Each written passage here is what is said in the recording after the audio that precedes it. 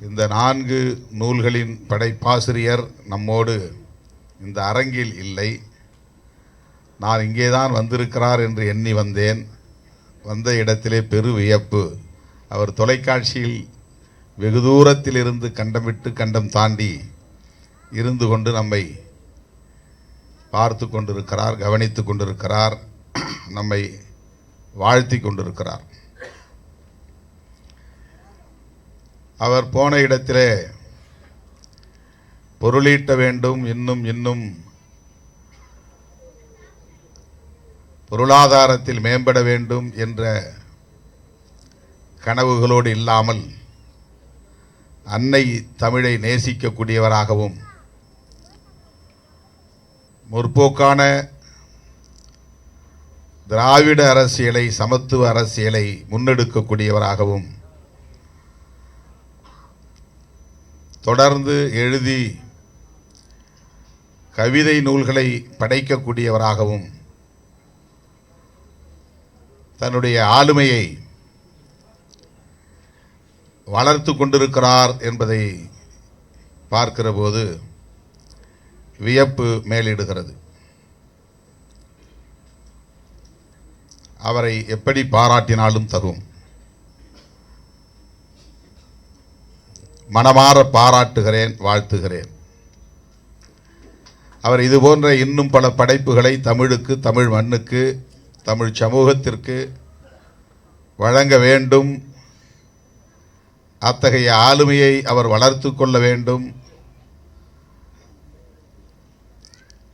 புகழ்மிக்க படைப்பாளராக வளர்ந்தோங்க வேண்டும் என்று மனமாற வாழ்த்துகிறேன், பாராட்டுகிறேன்.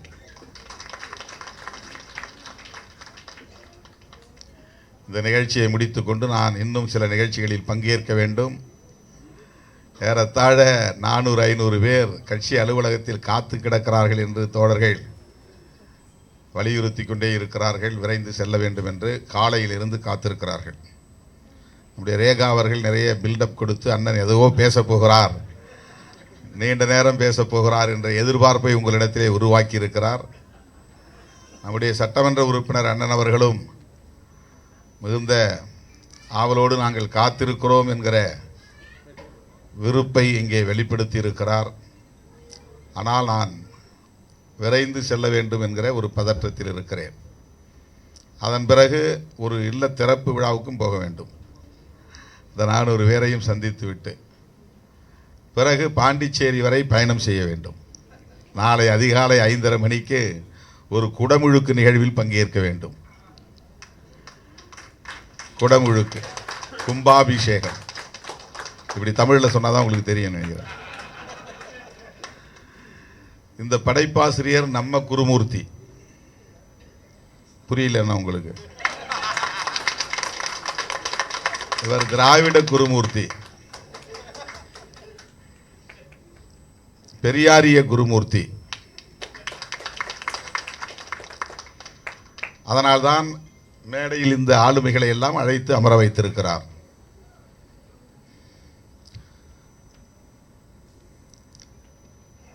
அவருடைய படைப்புகளை வெளியிட்டு அதை வாழ்த்தி பேசக்கூடிய வாய்ப்பு கிடைத்ததை எண்ணி உள்ளபடியே நான் பெருமைப்படுகிறேன்.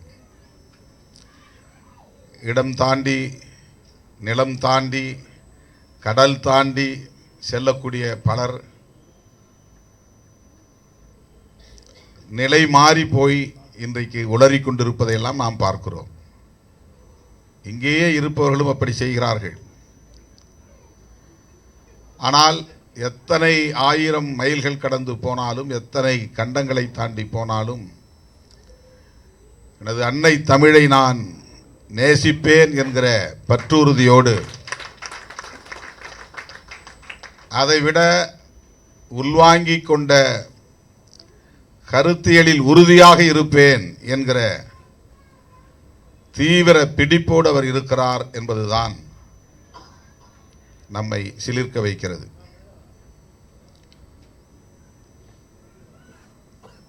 தன்னை கவிஞராக காட்டிக்கொள்ள வேண்டும் என்பதை விட தன்னை ஒரு கருத்தியல் சார்ந்த ஆளுமையாக காட்டிக்கொள்ள வேண்டும் என்பதுதான் அவருடைய முயற்சி. அப்படி என்ன தவறாக எழுதிவிட்டேன் என்று ஒரு தலைப்பு அவருடைய படைப்புகளில் ஒன்று. அந்த தலைப்பை நான் எடுத்து தேடி பார்த்தேன். அப்படி என்ன தவறாக அவர் எழுதியிருக்க போகிறார் என்று தேடி பார்த்தேன். அவர் எப்படி தன்னை அடையாளப்படுத்திக் கொள்கிறார் அல்லது தன்னை பற்றி அவர் என்ன மதிப்பீடு வைத்திருக்கிறார் என்பதை அதிலே அவர் பதிவு செய்திருக்கிறார். பிறர் நம்மை எப்படி மதிப்பீடு செய்கிறார்கள் என்பது ஒருபுறம் இருந்தாலும் நம்மை நாம் எப்படி மதிப்பீடு செய்கிறோம் என்பது மிகவும் முக்கியமானது. செல்ஃப் ரியலைசேஷன் அல்லது எவாலுவேஷன் என்று சொல்வார்கள். நம்மை நாமே உணர்ந்து கொள்வது, நம்மை நாமே மதிப்பீடு செய்வது என்பது எளிதான ஒன்று அல்ல. அது எல்லோருக்கும் வாய்க்காது. முதுகில் முதல்ல என்ன இருக்குன்னு பாரும்பாங்க கிராமத்தில் பழமொழி சொன்னால். அவன் மேலே குறை சொல்கிறவன் முதுகை பாரு திரும்பிம்பாங்க. அதுக்கு என்ன அர்த்தம்னா, முதல்ல உன்னை பற்றி நீ முதல்ல புரிஞ்சுக்கோ, அடுத்தவன் முதுகில் என்ன இருக்குன்னு தான் நீ கண்டுபிடிச்சி சொல்கிற, உன் முதுகில் என்ன இருக்குன்னு பார். அதற்கு பொருள், உன்னை நீயே உணர்ந்து கொள்வதற்கு முயற்சி செய்து பார், உன்னை அறிந்து கொள், உன்னை மதிப்பீடு செய் என்பதுதான். பெரும்பாலும் நாம் மற்றவர்கள் நம்மை பற்றி என்ன நினைக்கிறார்கள் என்பதிலேயே குறியாக இருப்போம், அல்லது மற்றவர்களை பற்றி மதிப்பீடு செய்து கருத்து சொல்வதிலேயே குறியாக இருப்போம். அதிலிருந்து மாறி நம்மை நாமே உணர்ந்து கொள்ள முயற்சித்தல் என்பது ஒரு போராட்டம் தான். அது ஒரு போராட்டம். அது நம்முடைய படைப்பாளர் குருமூர்த்தி அவர்கள் அப்படி என்ன தவறாக எழுதிவிட்டேன் என்பதில் மிக இலகுவாக சொல்லுகிறார். என்னை பற்றி நீ என்ன வேண்டுமானாலும் எண்ணிக்கொள். சிலர் கவிதை என்றனர், உரைநடை என்றனர், கட்டுரை என்றனர், வழிகள் என்றனர், வரிகள் என்றனர், கிறுக்கல்கள் என்றனர், சறுக்கல்கள் என்றனர். நான் எழுதத்தை படித்து பார்த்துட்டு பலரும் இப்படி சொல்கிறாங்க. சிலர் கவிதை என்றனர், சிலர் உரைநடை என்றனர், கட்டுரை என்றனர், வழிகள் என்றனர், வரிகள் என்றனர். வெறும் வரி வரியாக நீ எழுதியிருக்கிறார், என்ன கவித்துவம் இருக்குது? கிறுக்கல்கள் என்றனர், சறுக்கல்கள் என்றனர், காதல் என்றனர், கன்றாவி என்றனர், ரசனை என்றனர், விருப்பு என்றனர், வெறுப்பு என்றனர், மகிழ்ச்சி என்றனர், தனிமை என்றனர், இனிமை என்றனர், உண்மை என்றனர், பொய்மை என்றனர். அப்படி என்ன தவறாக எழுதிவிட்டேன் என்று அவர் கேள்வி எழுப்புகிறார். புரிந்தவர்களுக்கு புரிதலும் புரியாதவர்களுக்கு பொறுமலும், எனக்கானவர்களுக்கு எழுத்தாகவும் என்னவர்களுக்கு எண்ணமாகவும், சமூகத்தின் நிஜமாகவும் பாட்டாளிகளுக்கு நிழலாகவும், கவிஞர்களுக்கு திமிராகவும், கவிதைக்கு கற்பனையாகவும், பதிப்புக்கு விற்பனையாகவும், பதிப்பாளர்களை பொறுத்தவரை இது சேல் ஆகணும்னு தான் நினைப்பாங்க, பதிப்புக்கு விற்பனையாகவும், எனக்கு மட்டும் தமிழாகவே இருப்பதுதான் யதார்த்தம். இது ஒன்று போதும் அவர் கவிஞர் தான் என்பதை உறுதிப்படுத்துவதற்கு, வாழ்த்துவதற்கு, பாராட்டுவதற்கு, போற்றுவதற்கு. நீ எப்படி வேணாலும் நினச்சிட்டு போ, நான் எழுதுறது எனக்கு என்னுடைய தமிழ். அந்த தமிழை நான் படிக்கிறேன், தமிழை சுவாசிக்கிறேன், தமிழை எழுதி பார்க்கிறேன், தமிழை நான் என்னென்ன வகையிலெல்லாம் நேசிக்க முடியுமோ அப்படி நேசிக்கிறேன் என்பதை அவர் இதில் உறுதி செய்கிறார். உங்களிடம் எதிர்பார்ப்பது என் ஆர்வத்திற்கு அன்பளிப்பும், என் அரைகுறை எழுத்துக்கு அரவணைப்பும். அவர் அன்பளிப்பு புத்தகத்தை பதிப்புறது கேட்கல, என் ஆர்வத்துக்கு அன்பளிப்பு, அரைகுறை எழுத்துக்கு அரவணைப்பும், பதிப்புக்கு பாராட்டும், மதிப்புக்கு மார்த்தட்டும், கவிதைக்கு கைத்தட்டும். அவ்வளவுதான் என் எதிர்பார்ப்பு. இப்போ சொன்ன உடனே எல்லாம் கைத்தட்டினீங்க இல்லையா, அதுதான் அவருடைய எதிர்பார்ப்பு. எனக்கு மட்டும் தமிழாகவே இருப்பது தான் யதார்த்தம் என்று சொன்னபோது இயல்பாகவே அத்தனை பேரின் கைகளும் இங்கே ஓசைகளை எழுப்பின. அதைத்தான் அவர் எதிர்பார்ப்பு என்கிறார். அவ்வளவுதான் என் எதிர்பார்ப்பு. இறுதியில் நல்லா இல்லை என சொன்னாலும் பரவாயில்லை.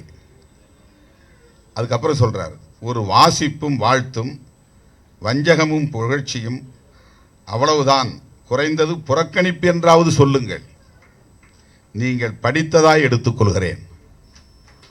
இதை படிக்காம விட்டுறாதீங்க. நீங்க படிச்சதா நான் நினைச்சுக்கிறேன். அவர் ஒரு ஆகச்சிறந்த கவிஞராக மிளிர்கிறார் என்பதற்கு இந்த ஒற்றை கவிதை நமக்கு உணர்த்துகிறது.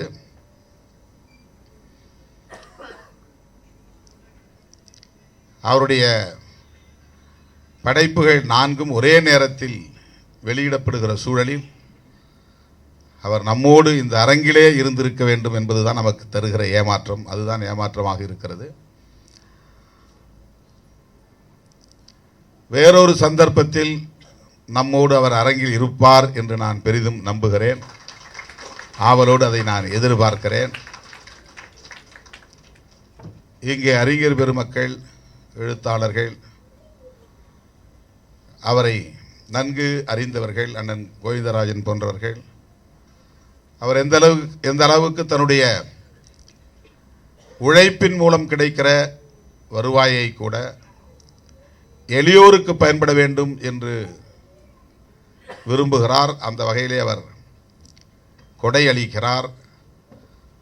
அந்த சிந்தனை பிறரையும் ஆளாக்க வேண்டும், அவர்களுக்கு பொருளாதார தட்டுப்பாடு ஒரு தடையாக இருந்துவிடக்கூடாது, அவர்களை எல்லாம் ஊக்கப்படுத்த வேண்டும் என்று விரும்புகிற அந்த உணர்வு அவருடைய சிறப்பியல்புகளுள், பிறப்பியல்புகளுள் ஒன்றாக இருக்கிறது. அது ஒரு பார்ன் நேச்சர். வலிந்து உருவாக்கி கொள்ள முடியாது. கொடையளிப்பது என்பது, உதவுவது என்பது ஒரு ஹெல்பிங் டெண்டன்சி என்று சொல்கிறோமே, அந்த டெண்டன்சி அது பார்ன் நேச்சர், அது ஒரு பிறப்பியல்பு. அவருடைய தாயார் இந்த மேடையிலே அமர்ந்திருப்பது இந்த மேடைக்கு சிறப்பு அளிக்கிறது. குருமூர்த்தி அவர்களே இங்கே வந்து நம்மோடு இருப்பதை போன்ற உணர்வை தருகிறது. ஆகவேதான் அவருக்கு ஒரு இருக்கை போட்டு அமர வையுங்கள் என்று நான் கேட்டுக்கொண்டேன். அவருக்கு பெருமை சேர்க்கிற ஒரு பிள்ளையாக அவர் இருக்கிறார். அயல் நாட்டுக்கு சென்று பொருளீட்டும் ஒரு சராசரி நபராக இல்லாமல் ஆன்றோர் சான்றோர் அறிவார்ந்த பெருமக்கள் அனைவரும் பாராட்டும் பண்பு நலன்களை கொண்டவராக, அத்தகைய தகுதியை வளர்த்து கொண்டவராக இன்றைக்கு அவர் வளர்ந்திருப்பது மகிழ்ச்சி அளிக்கிறது. நம்முடைய மனுஷபுத்திரன் அவர்கள் சொன்னதைப் போல அவரையும் நம்மையும் இங்கே இணைத்திருப்பது, இந்த அற்புதத்தை நிகழ்த்தியிருப்பது நம்முடைய தமிழ்தான் என்று சொன்னார். அந்த அன்னை தமிழை பாதுகாப்பதற்காக பல பத்தாண்டுகளுக்கு முன்னரே ஐயா பெரியார் போன்றவர்கள் களம் அமைத்து போராடிய வரலாறு இன்றைக்கு நமக்கு பாதுகாப்பு அரணாக நிற்கிறது. 1938 முதல் மொழி போராட்டம், அது பெரியார் தலைமையில் நடந்த போராட்டம். அவர் ஒரு கன்னடர் என்கிற உணர்வோடு திராவிடர் என்கிற சொல்லை பயன்படுத்தியிருந்தால், தமிழை பாதுகாக்க வேண்டும், தமிழ் அன்னையை பாதுகாக்க வேண்டும் என்று போராடுவதற்கான களத்தை ஏன் அமைக்கப் போகிறார்?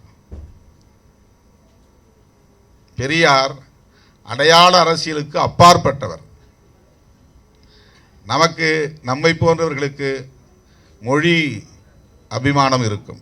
ஏன் மொழி என்கிற அளவில் நம்முடைய உணர்வுகள் வெளிப்படும். சாதி அபிமானம் என்கிற சாதி பற்று வெளிப்படும். இது சராசரி மனிதனுக்கு இருக்கிற உணர்வு. இது என்னுடைய மதம் என்கிற உணர்வு ஒரு சராசரி மனிதனுக்கு இருக்கிற உணர்வு. இது என்னுடைய நாடு என்கிற அந்த உணர்வும் கூட ஒரு சராசரி மனிதனிடத்தில் வெளிப்படக்கூடிய உணர்வு. பெரியார் இவற்றையெல்லாம் கடந்து நிற்கிற மாமனிதர். அவரை நாம் ஒரு சாதி அடையாளத்திற்குள் சுருக்கிவிட முடியாது. அவரை ஒரு மொழி அடையாளத்திற்குள் சுருக்கிவிட முடியாது. அவரை ஒரு மத அடையாளத்திற்குள் சுருக்கிவிட முடியாது. இந்த அடிப்படையை புரிந்து கொள்வதற்கு பெரியாரை இன்னும் ஆழமாக படிக்க வேண்டும். பெரியார் அதை கடந்து கொள்கை சார்ந்த ஒரு அரசியல் போராட்டத்தை முன்னெடுத்தவர்.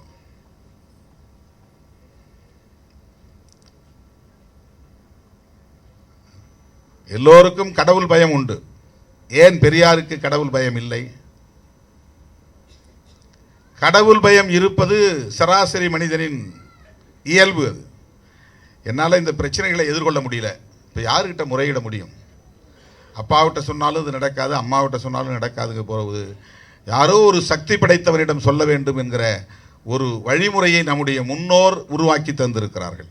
நீ இதெல்லாம் போய் கண்டவன்ட்ட சொல்லாத, உன் குலதெய்வத்திட்ட சொல்லு, நீ நம்புகிற கடவுள்கிட்ட சொல்லு, அதை போய் மண்டியிட்டு அழுது முறையிடு, உன்னை அவன் காப்பான் என்பது நம்முடைய முன்னோருடைய வழிகாட்டுதல். அது ஒரு வகையான அச்சம். அதை இறை அச்சம் என்று பலர் சொல்லுகிறார்கள். பெரியாரிடம் அது இல்லை. ஏன்? எப்படி அவரால் கடவுளை இல்லை என்று சொல்ல முடிந்தது? கடவுளை வழிபடாமல் எப்படி 94, 95 வயது வரையில் வாழ முடிந்தது? பிள்ளையார் சிலையை போட்டு உடைத்து எப்படி அவரால் மன அமைதியோடு வாழ முடிந்தது, மகிழ்ச்சியோடு வாழ முடிந்தது, போராட முடிந்தது? ஏனென்றால் அவர் நம்மை போன்ற சராசரி மனிதராக இல்லை. சில வளையங்களை போட்டுக்கொண்டு அதற்குள்ளே தன்னை அவர் முடக்கிக் கொள்ளவில்லை.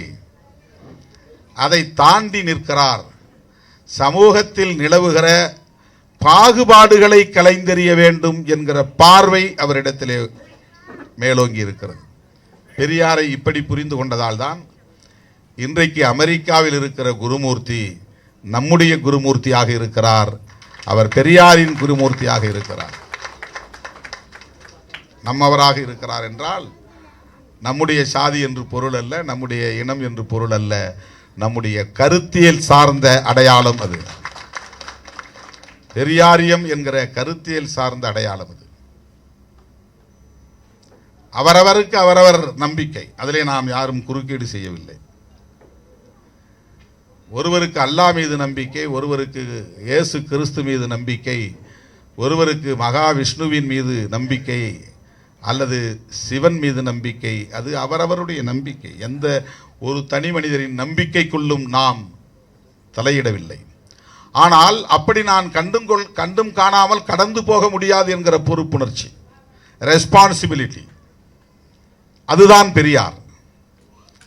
எப்போ எக்கேடு கெட்டா கெட்டுட்டு போட்டு, எவனோ இவனை ஆதிக்கம் செய்யட்டும், எவனோ இவன் உழைப்பை சுரண்டட்டும், இவன் கிடந்து இப்படி உழலட்டும், நமக்கு சேஃபாக நம்முடைய வாழ்க்கை பாதுகாப்பாக இருக்குது, பொருளாதாரம் இருக்குது, ஒரு ஜாதி கௌரவம் இருக்குது, நாம் அப்படியே வாழ்ந்துட்டு போகும் என்று அப்படி கடந்து போகக்கூடியவர் அல்ல பெரியார்.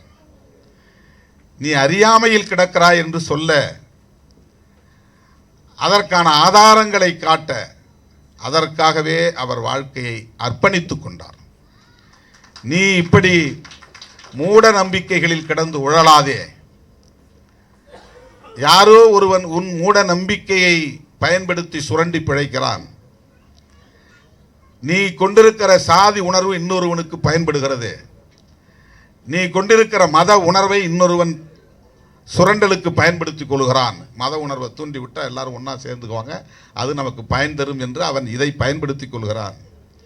சாதி உணர்வை தட்டிவிட்டால் இவர்கள் ஒன்று சேருவார்கள், அதில் நாம் குளிர்காயலாம் என்று இன்னொருவன் பயன்படுகிறான். ஆனால் நீ கிடந்த இடத்திலேயே கிடக்கிறாய், உன் வாரிசுகளும் அப்படி கிடந்த இடத்திலேயே கிடந்து உழலுகிறது.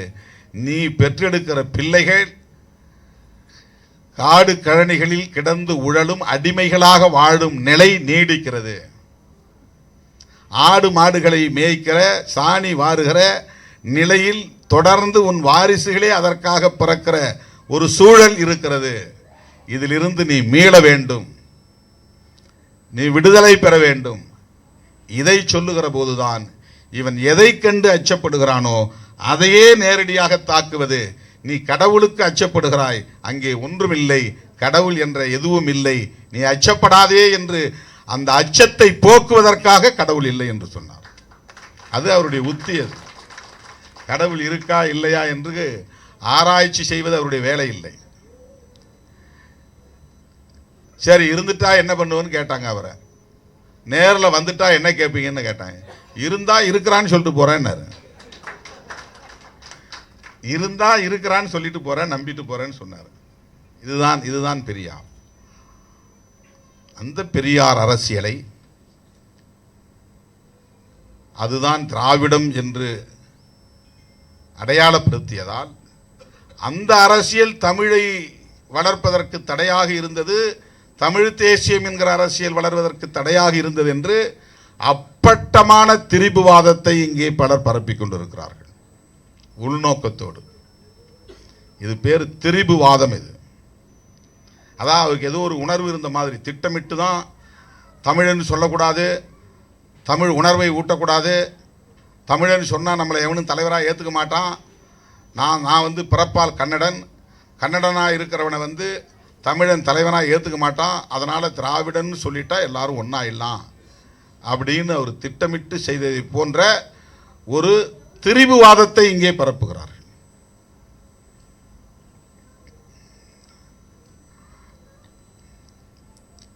இது மிகவும் ஆபத்தான அரசியல். கௌதம புத்தர் காலத்திலிருந்து ஆரியத்தை, பார்ப்பனியத்தை எதிர்க்கிற அரசியல் இந்த மண்ணில் நடந்திருக்கிறது. ஆரியர் அல்லாத, பார்ப்பனர் அல்லாதவர்களை வட இந்தியாவிலும் திராவிடர் என்றுதான் அடையாளப்படுத்தி இருக்கிறார்கள். திராவிடம் என்பது சமத்துவம் என்கிற கோட்பாட்டை குறிக்கிற சொல்லது. அது வெறும் மொழி அடையாளத்திற்கான சொல் மட்டுமல்ல, அல்லது நிலப்பரப்பை குறிக்கிற சொல் என்று மட்டுமே புரிந்து கொள்ளக்கூடாது. திராவிட கட்சிகள் என்பது வேறு, திராவிட கட்சிகளின் அரசியல் என்பது வேறு, திராவிடம் என்கிற கருத்தியல் என்பது வேறு. பகுத்தறிவு பகலவன் தந்தை பெரியார் இந்த அடையாள அரசியலுக்கெல்லாம் அப்பாற்பட்டவர். அவருக்கு சாதி உணர்வு இருந்தது என்று யாராவது சொன்னால் அவன் அறியாமையில் உளறுகிறான் என்று பொருள். அவருக்கு மொழி உணர்வு, கன்னடன் என்கிற உணர்வு இருந்தது, அதனால்தான் தமிழன் என்று தமிழனை அணிதிரட்டவில்லை என்று எவனாவது உள்நோக்கம் கற்பித்தால் அவன் வேண்டுமென்றே அப்படி ஒரு அரசியலை செய்கிறான் என்றுதான் பொருள். அவன் எதையோ யாருக்கோ சேவை செய்கிறான் என்றுதான் பொருள். யாருடைய செயல் திட்டத்தையோ நடைமுறைப்படுத்துகிறான் என்றுதான் பொருள். இதையெல்லாம் இன்றைக்கு உணர்ந்த நிலையில் நம்முடைய குருமூர்த்தி அவர்கள் பெரியாரியத்தை முன்னிறுத்தக்கூடிய வகையில் தன்னுடைய சிந்தனைகளை நெறிப்படுத்தி கொண்டிருக்கிறார். அந்த அடிப்படையில் இந்த நூல்களை படைத்திருக்கிறார் என்பதை நம்மால் அறிய முடிகிறது. இந்த மேடையில் அமர்ந்திருக்கிற தலைவர்கள், எழுத்தாளர்கள், அறிஞர்கள் மூலம் அவருடைய நட்பு எத்தகைய வட்டமாக இருக்கிறது என்பதை உணர்ந்து கொள்ள முடிகிறது. அந்த வட்டத்திற்குள் நானும் ஒருவன் என்பதை எண்ணி பெருமைப்படுகிறேன். அந்த வாய்ப்பை எனக்கு வழங்கியமைக்காக நம்மவர் குருமூர்த்திக்கு என்னுடைய நெஞ்சார்ந்த நன்றியை தெரிவித்து நிறைவு செய்து விடைபெறுகிறேன். நன்றி, வணக்கம்.